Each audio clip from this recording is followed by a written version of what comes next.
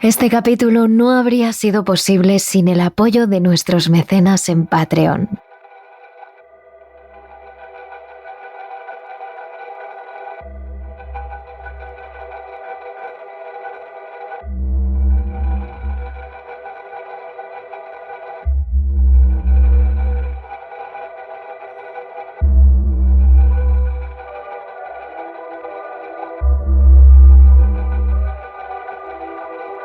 ¿Quién no ha visto alguna vez una luz extraña en el cielo? Una luz que volaba más rápido de lo normal. Una trayectoria extraña, en formación. Una de esas luces que en medio de la noche te hace preguntarte: ¿estamos solos en el universo? ¿Es posible que allí, en la infinidad del vasto espacio, haya otros seres? Y si los hay, ¿es posible que ellos sí que puedan venir a visitarnos? Como habréis adivinado por esta introducción, hoy hablaremos del fenómeno ovni, de los objetos voladores no identificados, de los platillos volantes, como lo queráis llamar. Pero nos centramos, sin duda, en uno de los países con más avistamientos de ovni del mundo y con algunos de los testimonios más creíbles y respaldados por los expertos. Hoy nos centramos en España. Así que, hoy nos adentramos en los fenómenos ovnis más impactantes y más respaldados de España.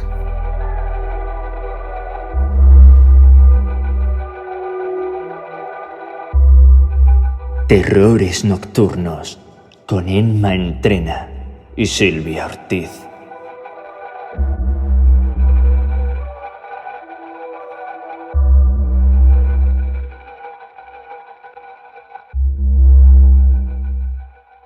...1992 fue uno de los años más importantes para el fenómeno ovni español.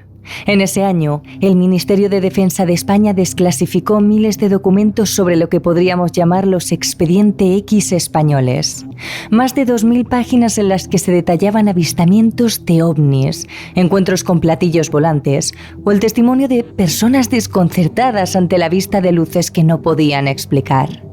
En este punto, siempre hay alguien que tiende a desacreditar este tipo de avistamientos. Señalan que los testigos de los avistamientos ovnis suelen ser personas humildes, alocados en núcleos rurales, en los pueblos, que no saben distinguir realmente lo que ven sus ojos. Pero este no es el caso. Esta vez, en estos documentos se hablan de testimonios de algunos de los testigos más autorizados con los que podemos contar.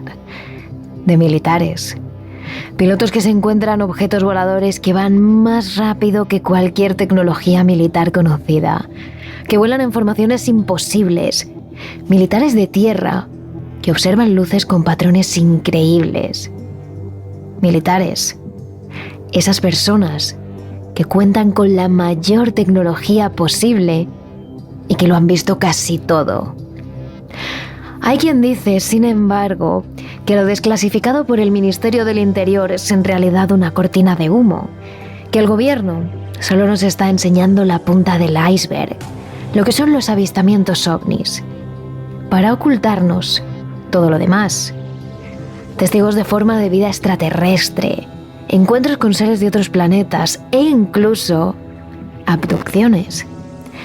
Pero de momento empezamos por los testimonios de esos militares que el Ministerio del Interior desclasificó en 1992.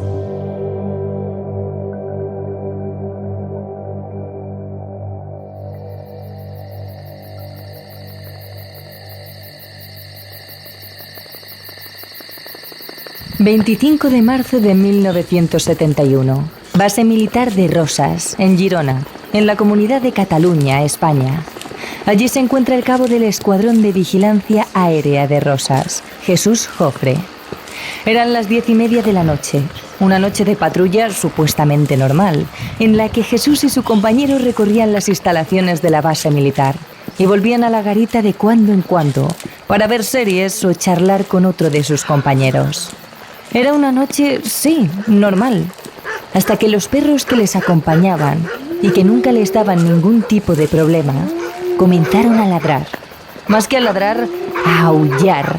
Y eran pastores alemanes perfectamente entrenados y adiestrados, que siempre respondían a sus órdenes. Ni siquiera los que estaban en las caneras, en donde se guardaban, se podían calmar en esos instantes.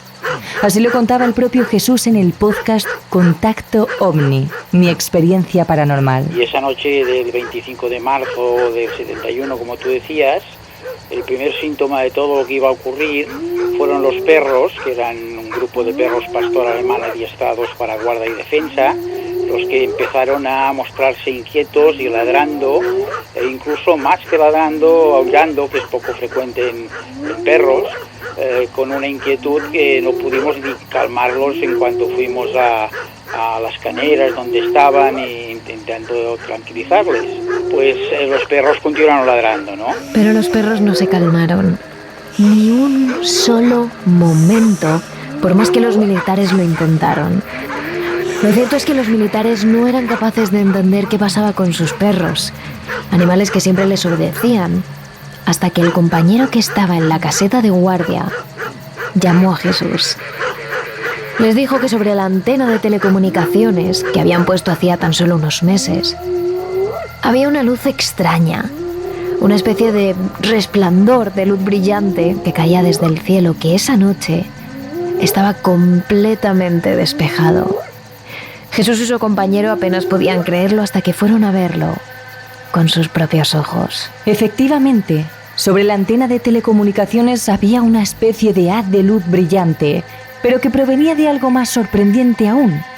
Era una nave redonda y ovalada, aplanada, que desprendía una luz muy fuerte, pero que increíblemente no deslumbraba.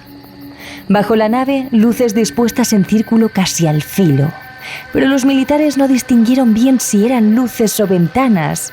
Así describió todo ese momento el propio Jesús Jofres. Nos hizo fijarnos, nos llamó la atención de un objeto brillante que estaba en la vertical de la caseta de la antena de microondas, que eran las telecomunicaciones que teníamos en la base de radar. Y efectivamente allí apareció en el cielo suspendido pues lo que podríamos considerar un ovni clásico, una nave en forma de lenteja con que desprendía una luz propia, pero que muy brillante, pero que no deslumbraba. Nos permitió ver incluso pues realmente incluso una especie de ristra de luces en el centro que podían ser como ventanillas. Automáticamente los tres militares quedaron estupefactos. Habían visto decenas de naves del ejército con todo tipo de tecnologías en el tiempo que llevaban trabajando allí. Y desde luego, aquella nave no era nada que hubieran visto antes. Menos aún cuando la nave derrapó a una velocidad imposible y desapareció en el cielo. Fue entonces cuando se fijaron en que detrás de las casetas que acompañaban a la antena de telecomunicaciones había una especie de resplandor de color verdoso. Los militares dudaron un momento, pero al final, la responsabilidad de cumplir con su labor y de saber qué era lo que veían sus ojos, les pudo. Guiados por ese resplandor, acudieron hacia las casetas. Se armaron con sus linternas, comprobaron que llevaban las armas reglamentarias y sacaron de las caneras a Fiero, un pastor alemán entrenado que solía acompañarlos en las patrullas. Se encaminaron hasta las casetas por la base, hasta que un poco antes de llegar, el perro comenzó a gruñir. Se detuvo, miró a Jesús y se puso en la posición en la que se ponen los perros policía para avisar a sus agentes de que había un intruso. Los militares no habían visto entrar a nadie, pero el perro les estaba marcando que allí había alguien que no debía, porque lo estaba oliendo. Es entonces, mientras están intentando comprender a Fiero, cuando oyen como una serie de pasos rápidos y fuertes que se acercan a ellos desde detrás de las casetas. Y antes de ver lo que se les avecinaba, solo pudieron pensar en la persona que produjese esos pasos, ya que ésta debía pesar bastante y tener las piernas muy largas. Pensando en ello a la vez que intentaban contener los gruñidos de Fiero, de repente esa cosa apareció. Por detrás de las casetas surgió un ser, una figura delgada y alargada de más de 2 metros de altura, que se acercaba a ellos con absoluta decisión. Era como un humano, alto, alargado, enjuto y con un traje ajustado. Un humano, pero diferente. Un humanoide. Y en ese momento oímos unos pasos fuertes y rápidos que venían hacia nosotros, y detrás de las casetas apareció un ser muy alto, de más de 2 metros. Colegimos después, cuando hablábamos entre nosotros, que podía haber tenido 2,10 o 2,15 metros de altura. Se encontraban ante algo que no habían visto en su vida. Un ser que claramente no era humano, y que, si su instinto decía la verdad, había salido de la nave que ahora mismo sobrevolaba la antena. Automáticamente, en medio del miedo y de la sorpresa, el compañero de Jesús le dio el alto. Le avisó de que eran militares, de que iban armados y de que se detuviera o dispararían.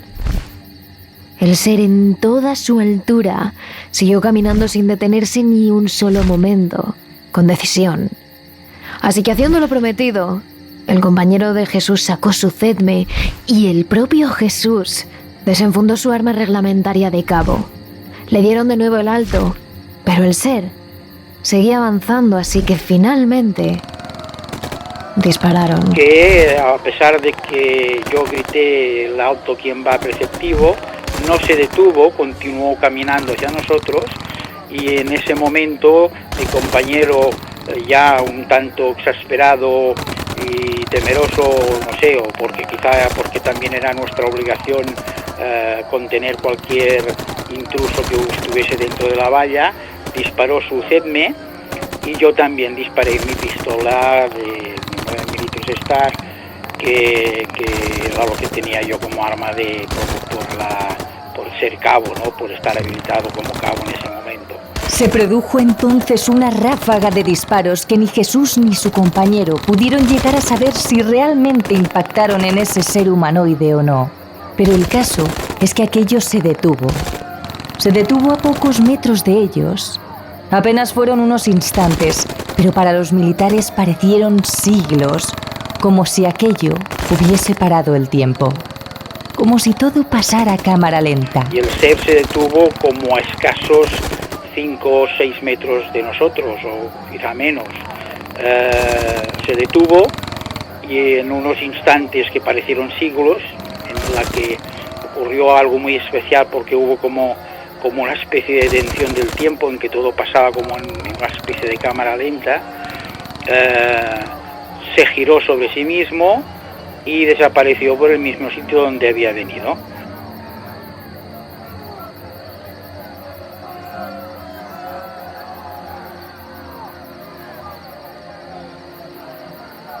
Tal y como aquel ser había estado delante de ellos, de repente ya no lo estaba.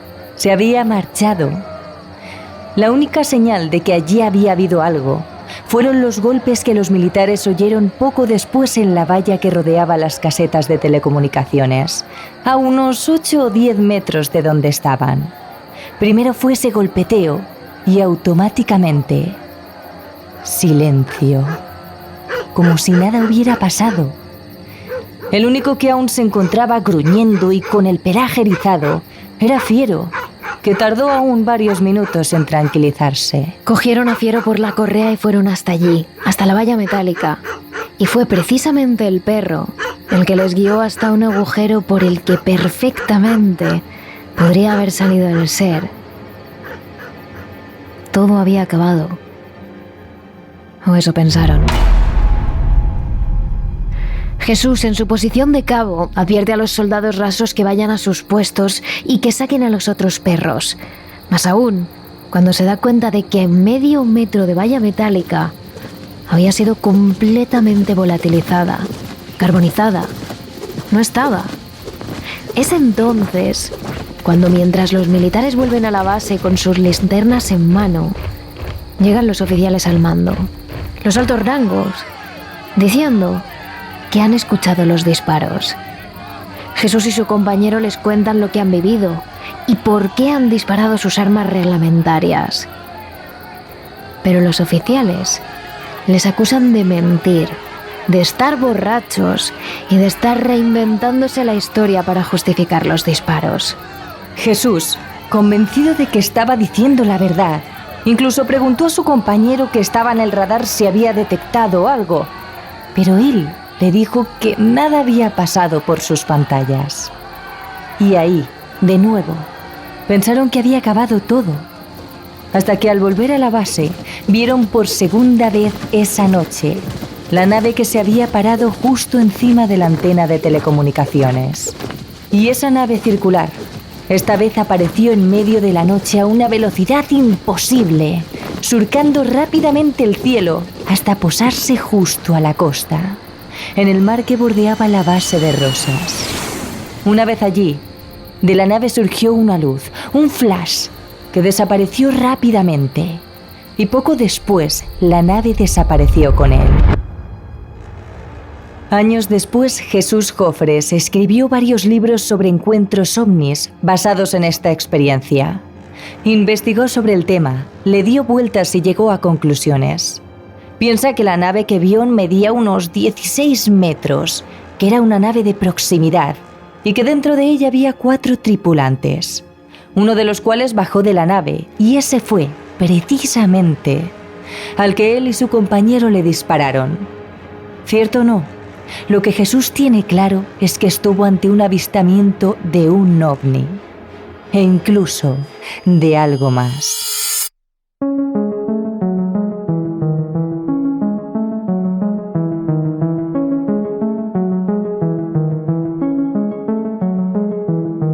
Vamos ahora con otro testimonio de un militar. En este caso, es un testimonio anónimo, ya que el militar, que todavía sigue en activo, no ha querido dar su nombre ni su procedencia. ¿Cómo conocemos este testimonio entonces? Bueno, el propio militar envió una carta anónima escrita de su puño y letra al investigador paranormal José Manuel García Bautista, un investigador que luego publicó la carta en el diario El Correo. ¿Y por qué esta forma? ¿Por qué una carta anónima de su puño y letra? Me dirijo a usted de mi puño y letra porque considero la manera de manifestarle mi admiración por usted y sus investigaciones en el mundo de lo paranormal. El no hacerlo mediante ordenador o correo electrónico es porque no quiero dejar huella alguna del contenido de esta carta. Le pido disculpas por no identificarme con mi nombre y apellidos, pues mis circunstancias personales no son las mejores. Soy militar y, como usted sabe, el hermetismo en todo lo referente al tema ovni es férreo. Este párrafo ya hace que surjan dudas. ¿Defensa sabe de la existencia de ovnis si no nos lo está contando? ¿Está coaccionando a los militares para que no hablen? Pero vamos por partes. Vamos con el testimonio de este militar. Se trata de un piloto del Ejército del Aire Español, en la base de Morón de la Frontera, que ha pilotado diversos aviones como Mirage F1, Mirage F2 o F-18.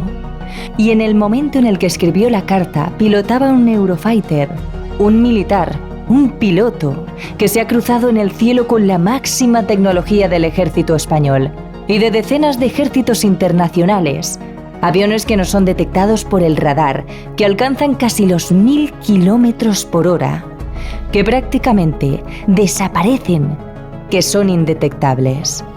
Pero todos son aviones que conoce, tecnología que reconoce como humana, como militar, y otras veces como tecnología aeroespacial, sondas o satélites.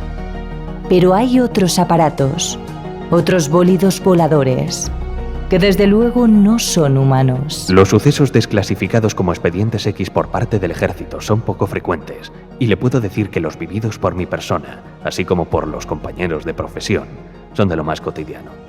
He vivido encuentros con naves cuya tecnología, en cuanto a velocidad de maniobra, le puedo asegurar que su procedencia no son ninguna potencia mundial conocida, así como tamaños que escapan a cualquier nave construida por el hombre. He visto naves de diferentes estructuras metálicas, cilíndrica, oval y en forma de trapecio. Lo que más me sorprendía es que, pese a darte pasadas a una velocidad descomunal, a los lados del avión o bien delante, no emitían ningún tipo de ruido. He visto desarrollar maniobras impensables y que ningún avión puede realizar, así como desaceleraciones que harían entrar a cualquier avión en barrena o caída en picado. En cuanto a la luminosidad que estas naves emiten, le puedo asegurar que no he visto una intensidad y potencial tan grande en toda mi vida. Todo eso ha vivido este piloto, pero vamos a hablar de encuentros concretos, de avistamientos. El primero sucedió el 29 de enero del año 2012 a las 4:20 de la mañana. Algunos aviones comerciales habían avisado de que estaban viendo luces que aparecían y desaparecían delante de ellos, y dieron aviso al radar civil. Pero el radar civil no detectaba nada, así que avisó al radar militar por si fueran aviones del ejército invisibles a su tecnología. Pero nada de eso. Así que la resolución de los militares fue despegar 2 Eurofighters de la base de Morón de la Frontera. Fue entonces cuando nuestro testigo y compañero, el otro piloto que despegó junto a él, observaron una formación de 9 luces que volaban perfectamente coordinadas a una alta velocidad, a unos 3.500 pies de altura, por encima de la ensenada de Barbate, en Cádiz. En ese momento los 2 Eurofighters comenzaron la persecución. Volaron por el oscuro cielo de noche persiguiendo a esas luces a toda velocidad, pero no fueron capaces de alcanzarlas. Así estuvieron unos minutos hasta que esa formación de luces tomó una resolución. Así lo cuenta nuestro testigo. Toda la formación de luces, 9 en total, se precipitaron en caída sobre el mar en clara maniobra de ocultación. Desde la altura que cayeron, unos 5.000 pies, y la velocidad de impacto contra la superficie del mar, no existe ningún tipo de fuselaje que pudiera resistirlo. Pero allí no pasó absolutamente nada. No hubo explosión alguna, y lo que fuera aquello, eligió el mar para ocultarse. Es decir, si esas luces hubieran sido aviones normales, bólidos, naves conocidas, habrían explotado o se habrían descompuesto nada más tocar la superficie del mar. Pero no lo hicieron. Entonces, ¿qué eran? Pero esa no es la peor experiencia que este piloto del Ejército del Aire español ha vivido. La siguiente experiencia sucedió poco después de la primera, el 8 de febrero del año 2012. Porque lo cierto es que estos encuentros son tan comunes que realmente pasan casi cada semana. El caso, eran las 4 de la mañana, la noche estaba absolutamente despejada, clara, pero hacía un frío de esos que calaba hasta los huesos, lo que mantenía las pistas de aterrizaje a unos 2 grados bajo cero. Según la carta de este militar, la alarma dice que algo hay oculto sobre las verticales de los embalses en las poblaciones de Analcóllar y Gerena. El primero, el embalse del Agrio, y el segundo, el Esparragal. Nuestro piloto pregunta entonces a la Guardia Civil de un pueblo cercano, y estos dicen que hay avisos de los ciudadanos, que en el pueblo dicen haber visto luces extrañas en los cielos. De nuevo, pensando que puede haber algún ejército militar de otro país implicado, 2 aviones cazas despegan para inspeccionar el cielo. En un caza iba nuestro piloto, un hombre experimentado con miles de vuelos a sus espaldas, con un oficial de alta graduación, con un rango alto. En el otro, un jovencito que acaba de salir de la Academia Militar de San Javier y que prácticamente realiza sus primeros vuelos. Pero ambos, cuando llegan al lugar indicado por la Guardia Civil, sobrevolando esos pantanos, ven lo mismo. Y cuando llego allí, me encuentro con 2 naves inmensas ocultas en una extraña niebla que siguen ruta norte. Los sistemas de control, comunicación, control de armamento, eyección, radares de posicionamiento y todo falla. El avión que piloto pasa a una velocidad de desaceleración que me hace sentir un miedo enorme a poder entrar en barrena.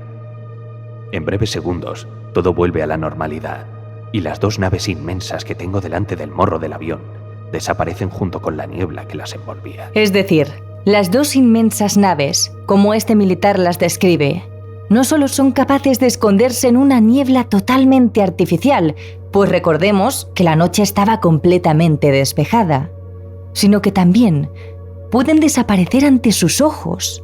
Y lo peor, Son capaces de hacer que todos los sistemas de un avión de tecnología punta, preparado para las peores situaciones, deje de funcionar.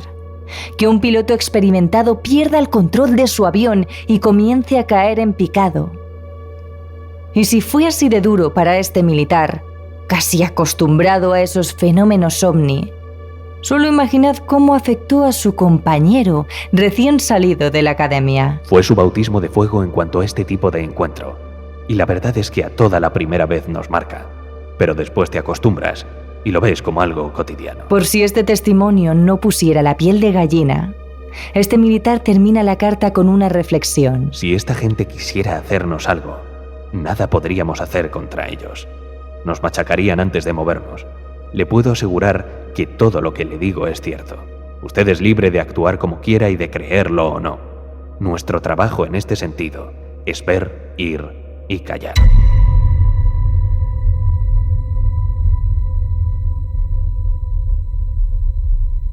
El caso que trataremos a continuación está considerado como uno de los sucesos más relevantes en la historia de la ufología española. Fue motivo, incluso, de la primera interpelación parlamentaria en la política española a causa de un incidente ovni. Y a pesar de que han pasado ya más de 40 años de este suceso, a día de hoy sigue siendo motivo de investigación y absolutamente nadie ha encontrado una explicación a los hechos.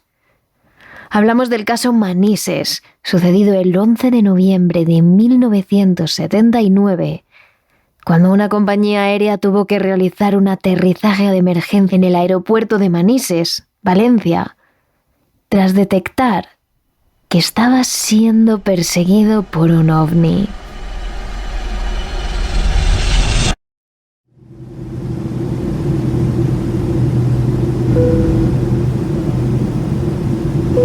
Eran alrededor de las 11 de la noche del domingo. El vuelo JK-297 de la compañía TAE sobrevolaba el oscuro cielo con 109 pasajeros a bordo. El avión cubría la ruta Palma de Mallorca-Tenerife, a cargo del piloto Francisco Javier Lerdo de Tejada, con más de 14 años de experiencia en vuelo, y de su copiloto Ramón Zurazu. Apenas habían recorrido el primer tramo de la ruta, cuando en esa noche clara, en la que no había absolutamente ninguna nube en el cielo, al piloto Tejada le llamó la atención algo fuera de lo normal, algo a lo que no estaba acostumbrado. En todos sus años de experiencia, no había visto nada similar, y por ello no tardó en avisar a su amigo de aquel suceso. En el cielo, no muy lejos de donde estaban, la tripulación pudo ver una serie de luces que en un principio parecían rojas, pero que cada poco tiempo cambiaban. Intercalaban tonos rojizos con blancos y verdes, y según pasaban los segundos, aquellas luces parecían estar más y más cerca de la aeronave. De hecho, en un principio solo el personal aéreo se percató de aquello. Intentaron no comunicarlo por megafonía para que los pasajeros, ya sea ahora ya estaban todos dormidos o contemplaban las pequeñas luces de la ciudad en un ambiente relajado y silencioso, se alterasen al darse cuenta de la presencia de aquellas luces que ni siquiera el propio personal podía decir de qué se trataban. Sin embargo, en el momento en el que los pilotos se dieron cuenta de que aquellas luces parecían aproximarse al avión, los pasajeros, desde sus ventanas, se dieron cuenta de la presencia de aquellas extrañas luces. Y fue ahí cuando comenzó a surgir el pánico entre las butacas del avión. Las personas señalaban las luces, se asomaban a las ventanas y pegaban sus mejillas al cristal. Los más curiosos las fotografiaban y los más histéricos señalaban aquellos destellos como bombas o como cualquier otro aparato desconocido que iba a provocar que el avión se estrellase. Mientras el pánico iba creciendo entre los pasajeros, el piloto del vuelo JK-297 avisaba al centro de control de la presencia de unas luces rojas, a unas 3 millas de su posición. Primero preguntó si se trataba de algún otro vuelo cercano al suyo, y tras la respuesta negativa del control central, El piloto confirma la presencia de unas luces rojas no identificadas. TAE 297, dígame. Confirmo que tenemos algún tráfico próximo a nosotros, a nuestra izquierda, aproximadamente unas 4 o 5 millas. 297, en negativo, no hay tráfico notificado. Tenemos dos señales de luces rojas, como ahora unas 3 millas a las 10 de nuestra posición. A las 10 de la posición, a unas 3 millas a la izquierda de su posición ahora. Afirmativo. TAE 297, recibido, gracias. Sí, cuando pueda me informa usted sobre ese tráfico. 297 no tenemos información de ningún tráfico procediendo en esa ruta. Es usted el único que procede Ibiza-Alicante. Este es un fragmento real de la llamada que se produjo aquel 11 de noviembre a eso de las 11 horas de la noche. A lo largo de la llamada y en un primer momento, el piloto dice realizar una maniobra evasiva para alejarse de aquellas luces extrañas. Sin embargo, por más que modifica su ruta y la velocidad del vuelo, las luces parecen seguir muy de cerca al avión, tanto que, según pasan los minutos, se van acercando más y más a la aeronave y se puede apreciar la tensión y el desconcierto por parte del piloto durante la llamada a la centralita. Barcelona, TAE 297, ¿me confirma el tipo de avión que puede ser ese tráfico? TAE 297, ¿me confirma si va en su misma dirección? Afirmativo, lo tenemos cada vez más cerca. Barcelona, TAE 297, solamente puedo ver dos luces rojas fijas, sin flash.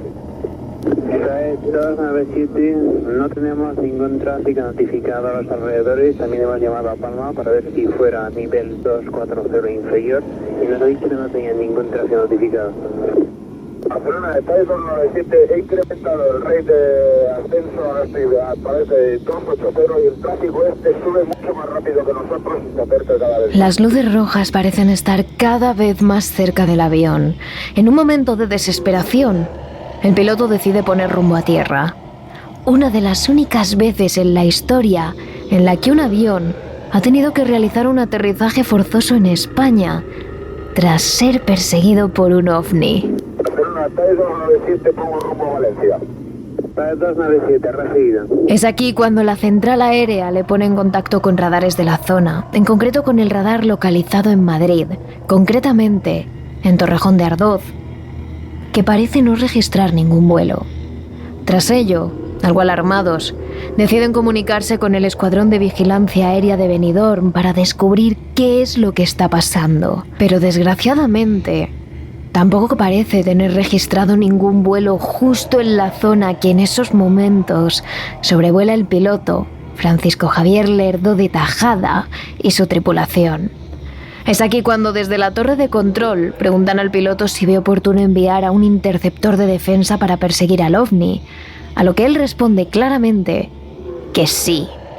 Inmediatamente desde la base de los Llanos en Albacete, un caza del ejército despega rumbo a las coordenadas donde supuestamente se encuentran aquellas extrañas luces que ningún radar de ninguna comunidad parece detectar desde tierra. A los pocos minutos, el capitán Fernando Cámara, a los mandos del avión, no tarda en toparse con una de las grandes luces rojas. Por lo que ve a lo lejos, esta parece encontrarse estática sobre el aeropuerto de Manises, en Valencia, justo donde el vuelo JK 299 está aterrizando. Mientras el capitán pide a la centralita interceptar el objeto a velocidad supersónica, el objeto parece darse cuenta de la presencia del caza y va tras este. En un momento dado, la nave no identificada llegó a igualar su velocidad y sobrevolar el cielo junto a él hasta Zaragoza, donde pareció abandonar la persecución. El propio piloto del caza aseguró haberse encontrado de frente con aquel objeto. Vi la luz, aunque mi radar no detectaba nada. Yo volaba a unos 1000 kilómetros por hora y cuando la alcancé, aquella luz pasó de estar estática a volar delante de mí a la misma velocidad. Era consciente de que ese objeto me estaba detectando porque se dispararon los sistemas de amenaza de mi avión. Pero yo solo podía verlo con mis ojos. De regreso a Valencia, pidieron al piloto que sobrevolara la zona de Sagunto, donde también parecían estarse viendo luces extrañas. Según pudieron detectar los radares, Aquella luz tenía una medida aproximada de unos 200 metros de diámetro. Cuando llegué, me encontré con un disco blanco. Era muy diferente a la otra luz, pero las interferencias que producía en mi avión eran las mismas. Lo perseguí hasta la zona de Menorca, pero ante la imposibilidad de alcanzarlo y la falta de combustible, decidí volver. Comentó el capitán Fernando Cámara una vez tomó tierra. Lo hizo tras hora y media de persecución y debido a la falta de combustible. Unos momentos jamás vividos en la mayor parte de las centralitas aéreas de la península, que seguían de cerca los movimientos del vuelo JK-297 y del caza, que posteriormente se atrevió a acercarse al ovni e incluso a volar a una distancia bastante corta de él.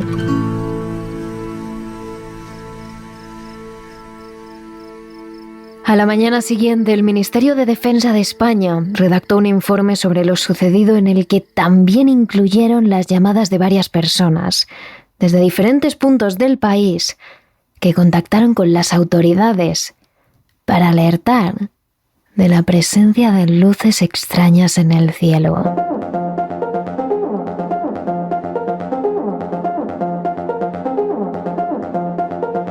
Y aunque posteriormente se le han intentado dar múltiples explicaciones a aquel extraño suceso, absolutamente todos los implicados coinciden en lo mismo. Se trataban de luces de lo más extrañas, jamás vistas por gente que lleva años de experiencia como piloto y controlador aéreo. Los movimientos de aquellos objetos eran sin duda únicos. En ocasiones, parecían acompañar a los pilotos en sus recorridos, perseguirlos e incluso jugar con ellos adelantándoles para luego quedarse detrás de los aviones. Por muy escépticos que queramos ser los seres humanos, sin duda hay cosas que no tienen ninguna explicación, cosas que se escapan de nuestro entendimiento.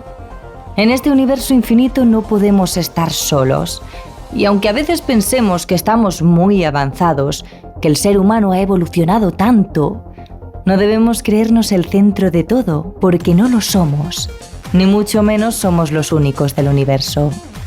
Allí fuera hay vida, y seguro que más avanzada. Y oye, ¿quién sabe si quizás nos están observando ahora, en este preciso instante? No te olvides de seguirnos a través de nuestras redes sociales. Somos @terroresn en Twitter y @terroresnocturnos_TRN en Instagram y TikTok. Y también estamos en YouTube bajo el nombre Terrores Nocturnos, donde empezaremos a subir bastante contenido a partir de ahora. Terrores Nocturnos, realizado por David Fernández Marcos. Y aquí termina el vídeo de YouTube, aunque esta es solo una parte.